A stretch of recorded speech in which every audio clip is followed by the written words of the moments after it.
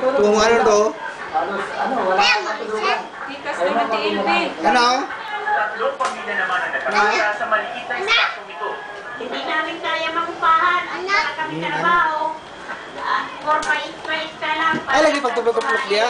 Kaya tirahan. Tingala wala na yung ati ayan. Layo na siya. Agad sa laki ako.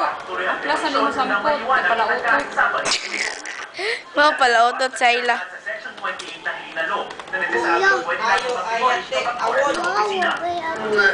Ang saba.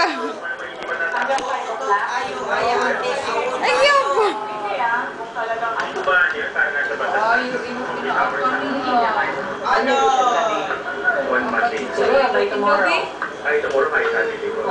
Kasi nag-start naman kami ng ano eh, ng Tuesday.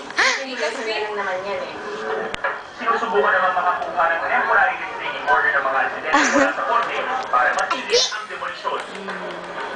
Movie na Kahit makakuha ng temporary restraining order, baka huli na rin naman kasi pinapakura na itong lodi kung saan dating nakatayo ang mga bahay ng mga residente. Kung magpatuloy naman ang demolisyon sa Sabado, Asa na simbahan by Monday, wala nang matitira sa mga pamilahan. Ang problema ngayon, dahil nga Nalakuan man to sa igos. nakatinig ang mga bahay ng mga residente, malaki ang posibilidad na paalisin sila ng mga otoridad.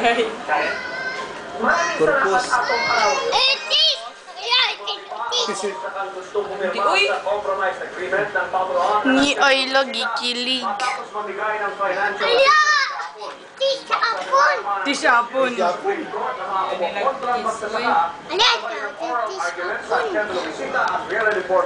Aya.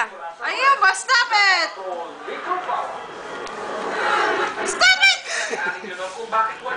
Stop it ba? Samantalang 1969 Ha! Nahala ko yan! Wala, nakangkir. Ay, nakangkir eh. Kuya! Nakangkir. i-hide sa to. Kuya! Tanaw sa ni Kuya! News na, news. Wala, ayaw.